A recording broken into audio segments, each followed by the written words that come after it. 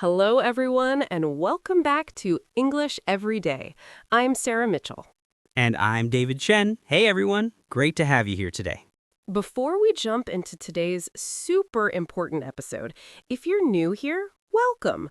We make learning English fun, practical, and easy to understand. So please hit that subscribe button and turn on notifications. And if you're already subscribed, you're awesome. But here's what we need. Give this video a big thumbs up. That little like button really helps us reach more English learners around the world. Now, here's our question for you. What English topics are you struggling with? Grammar, pronunciation, speaking confidence? Comment down below and tell us what you'd like us to cover next. We read every single comment, and your suggestions shape our future episodes. So don't be shy. Let us know what you need help with. All right, so today's episode is going to be eye-opening. We're covering the most common English mistakes that even advanced learners make. And here's the thing, you might be making some of these mistakes right now without even realizing it. It's true. We've taught thousands of students, and we see the same mistakes over and over again. But don't worry, today we're going to fix them once and for all. We're covering 10 major mistakes. For each one, we'll show you the wrong way, explain why it's wrong, teach you the correct way, and give you practical examples. By the end of this episode, your English is going to level up significantly. And trust me, native English speakers notice these mistakes. Once you fix them, you'll sound so much more natural and confident. So grab your notepads, get ready to take notes, and let's start fixing these mistakes. Ready, David? Let's do this. Okay, mistake number 1 is huge, and we hear it all the time. It's confusing boring with bored. David, can you explain this one? Absolutely. So many students say I'm boring when they mean I'm bored. These two words have completely different meanings. Right. I'm bored means you feel uninterested or have nothing to do. It describes your feeling. But I'm boring means you are not interesting. You make other people bored. Exactly. So when you say I'm boring, you're basically saying I'm a boring person. I'm not interesting. That's not what you want to say. Let's break it down. Words ending in ed describe how you feel. Bored, tired, interested, excited, confused. Words ending in ing describe what causes that feeling. Boring, tiring, interesting, exciting, confusing. Perfect explanation. Let me give you examples. Wrong. This movie is very bored. Right. This movie is very boring. Or I'm very bored by this movie. Another example. Wrong. I'm very interesting in learning English. Right. I'm very interested in learning English. Here's an easy way to remember. If it's about your feeling, use ed. If it's describing something that causes the feeling, use ing. Let's practice. David, which is correct? The class was tiring or the class was tired? The class was tiring because the class caused the feeling of being tired. Perfect. And if I say, I feel excited about the trip, is that correct? Yes, because you're describing your feeling. Excellent. Everyone, pay attention to this one. It's one of the most common mistakes we see. All right, mistake number 2, confusing fun and funny. These are not the same thing. This mistake is so common. Students often say, it was so funny, when they mean, it was so fun. Let me explain the difference. Fun means enjoyable, entertaining, pleasant. Funny means something makes you laugh. It's humorous or comedic. Exactly. So if you went to an amusement park and had a great time, you say, it was so fun, not, it was so funny. But if you watched a comedy show that made you laugh, you say it was so funny. Let's give clear examples. Wrong. Yesterday's party was very funny. Unless everyone was telling jokes, you probably mean, right, yesterday's party was very fun. Another example. Wrong. Playing video games is funny. Right. Playing video games is fun. But you can say, this comedy video is funny. Or, my friend told a funny joke. In these cases, something made you laugh. Here's a trick to remember. Ask yourself, did it make me laugh? If yes, use funny. Did I enjoy it? If yes, use fun. You can also use fun as a noun. We had so much fun, or that looks like fun. But you cannot say, we had so much funny. Right. And here's a bonus tip. Fun is an adjective and noun, but funny is only an adjective. Great point. So remember, everyone, fun is about enjoyment. Funny is about laughter. Okay, mistake number 3. This one drives native speakers crazy. It's overusing the word actually. Oh, yes. Many English learners say actually in almost every sentence, and it sounds unnatural. Actually has specific uses in English. It means in fact or to tell the truth. You use it to correct information, provide surprising information, or emphasize reality. Right. For example, if someone says, you're from Japan, right? And you're not, you say, actually, I'm from Korea. You're correcting them. Or if someone assumes something wrong, I thought the meeting was at 3 p.m. Actually, it's at 2 p.m. You're providing the correct information. But many students use it like this. Actually, I went to the store. Actually, I bought some milk. Actually, it was very expensive. This sounds really strange. Exactly. You don't need actually for normal statements. Just say, I went to the store, I bought some milk. It was expensive. Another common mistake is starting every answer with actually. Teacher, do you like coffee? Student, actually, yes, I do. You can just say, yes, I do. Actually is not a filler word. Don't use it to fill silence or make yourself sound more fluent. Native speakers notice this immediately. When should you use it? Use it to correct misinformation, reveal surprising facts, or contrast expectations. Examples of good usage. I thought this restaurant would be expensive, but actually it's quite affordable. Or, she seems shy, but actually she's very outgoing once you know her. See the difference? Those uses of actually add real meaning to the sentence. So remember, use actually sparingly and only when you're correcting something or revealing unexpected information. Mistake number 4 is a direct translation error, saying, I have 25 years instead of I am 25 years old. This happens a lot with Spanish, Portuguese, and French speakers because in those languages you have age, but in English you are your age. Exactly. Wrong, I have 25 years. Right, I am 25 years old, or simply, I'm 25. You can also say, I'm 25 years of age, but that sounds very formal. Most commonly, people just say, I'm 25. Now, you can use have when talking about experience or time lived. For example, I have 25 years of experience, or I've lived here for 25 years. These are correct. But for your actual age, always use I am. Let's practice. David, how old are you? I'm 32 years old. Or I can just say, I'm 32. Both are correct. Perfect.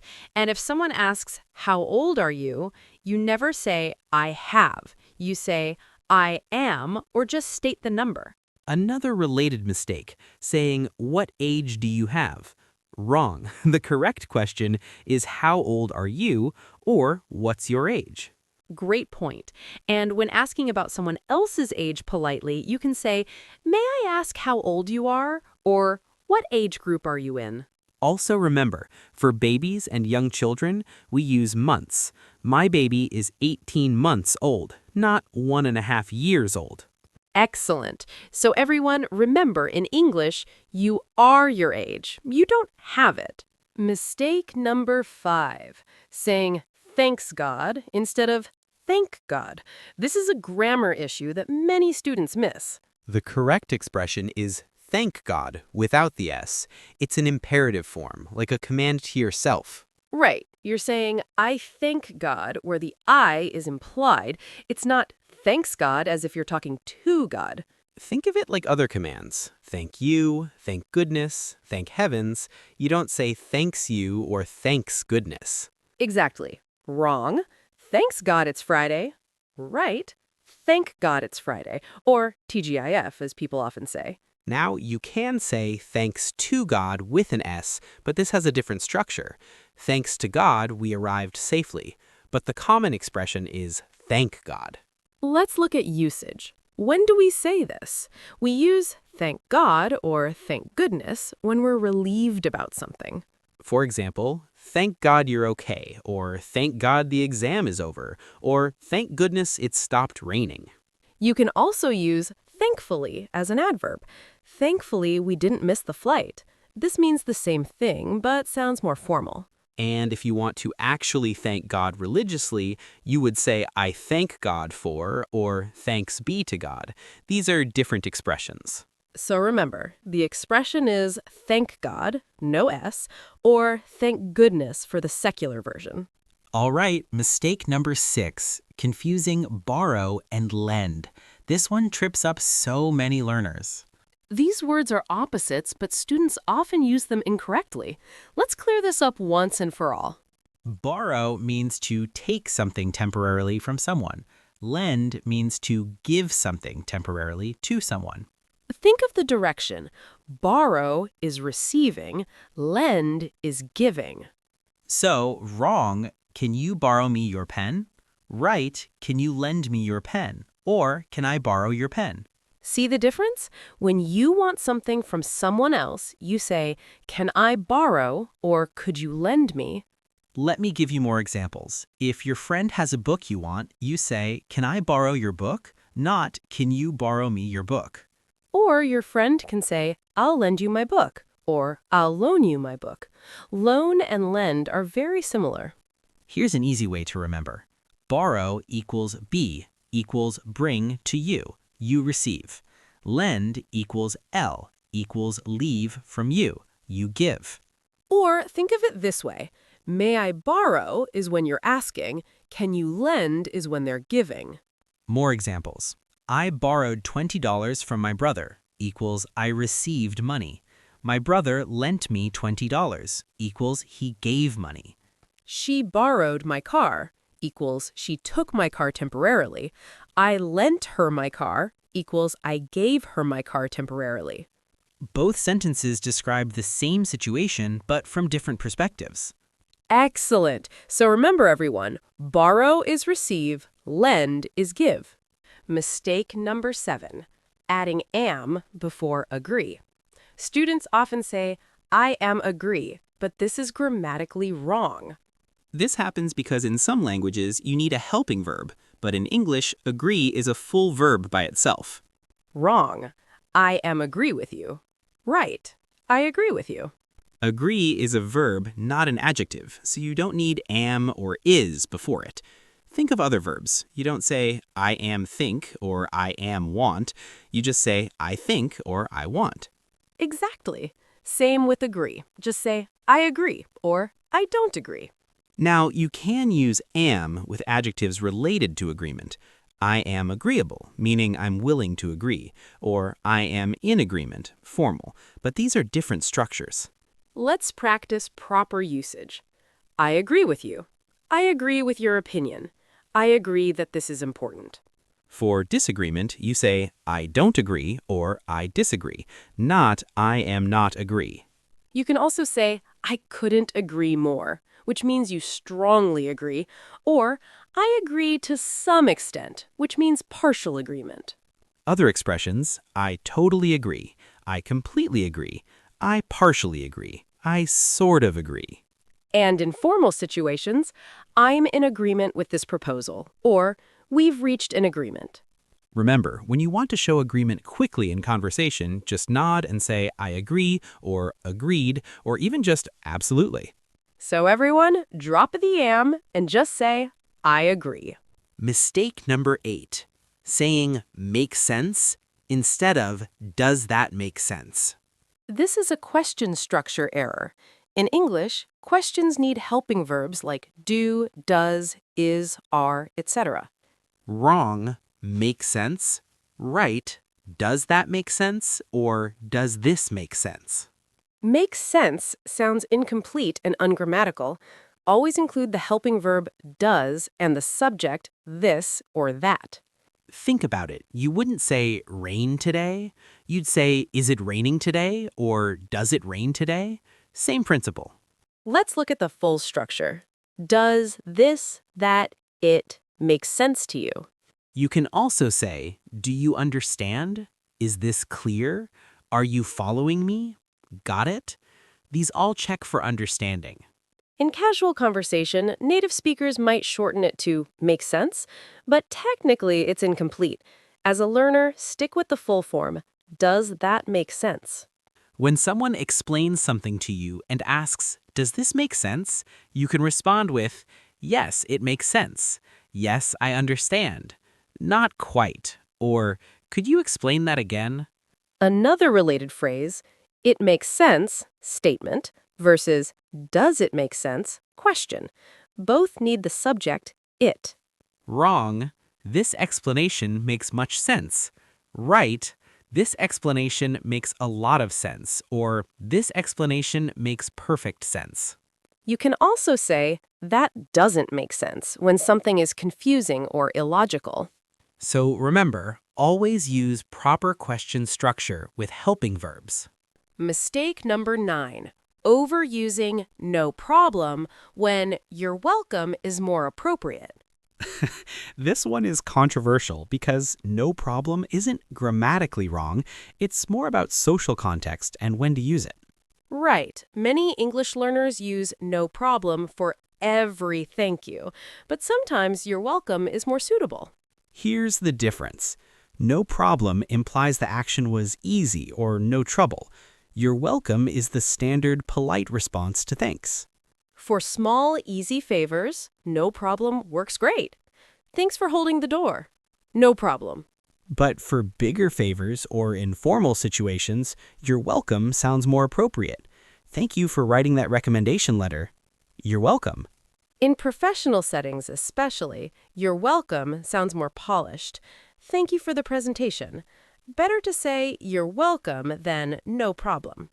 Other alternatives include my pleasure, anytime, happy to help, of course, don't mention it, glad I could help. My pleasure is especially nice for professional or service contexts. Thank you for your help. My pleasure. Now, here's the generational thing. Younger people use no problem more casually, while older generations prefer you're welcome. Both are acceptable. The key is reading the situation. Formal context, you're welcome. Casual context, no problem is fine. And in some regions, people say no worries instead of no problem. This is very casual and friendly. So diversify your responses. Don't just say no problem every single time. Mix it up based on context. Final mistake, number 10. This is a pronunciation error. Many students say literally instead of literally. This word has 4 syllables. Lit, li. But many learners drop the sound and say literally. Let's break it down. Lit, like the past tense of light. Like her without the H. Ow, li. Say it slowly. Lit, li. Each syllable is important. Don't skip that second syllable. Other commonly mispronounced words include comfortable, not comfortable, library, not library, February, not February. For comfortable, it's comf, bull, or in casual speech, bull. Don't skip all the middle syllables. Library is li-brar-e, not library. Make sure you include that R-A-R sound in the middle. And February is Feb-ru-ary. Include that first R. It's not Feb-u-ary. These pronunciation mistakes happen because these words are complex with multiple syllables. The solution? Practice saying them slowly, then speed up. And here's a tip. Look up the pronunciation on YouTube or use Google Translate's audio feature. Hear native speakers say it. Also, when learning new vocabulary, always check pronunciation, not just meaning. Many students focus on meaning but forget how to say the word correctly. Other tricky words to watch are specifically, not pacifically, asked, not asked, and espresso, not espresso. Take time to practice pronunciation. It makes a huge difference in how clearly people understand you. Wow, we covered 10 major mistakes today. Let's quickly recap them all. Number 1, I'm bored, not I'm boring. Remember, ED for feelings, ING for what causes feelings. Number 2, fun is enjoyable. Funny makes you laugh. Number 3, stop overusing actually. Use it only to correct or surprise. Number 4, I am 25 years old, not I have 25 years. Number 5, thank God, not thanks God. Number 6, borrow is receive, lend is give. Number 7, I agree, not I am agree. Number 8, does that make sense, not just make sense? Number 9, diversify your responses to thank you, not just no problem. Number 10, pronounce literally with all 4 syllables. If you caught yourself making any of these mistakes, don't worry. That's why we made this video. Now you know better. Remember, making mistakes is part of learning. The important thing is recognizing them and fixing them. You're already ahead by watching this video. Now we want to hear from you. Which of these mistakes do you make? Or are there other mistakes you'd like us to cover? Comment down below. And please give this video a huge thumbs up if it helped you.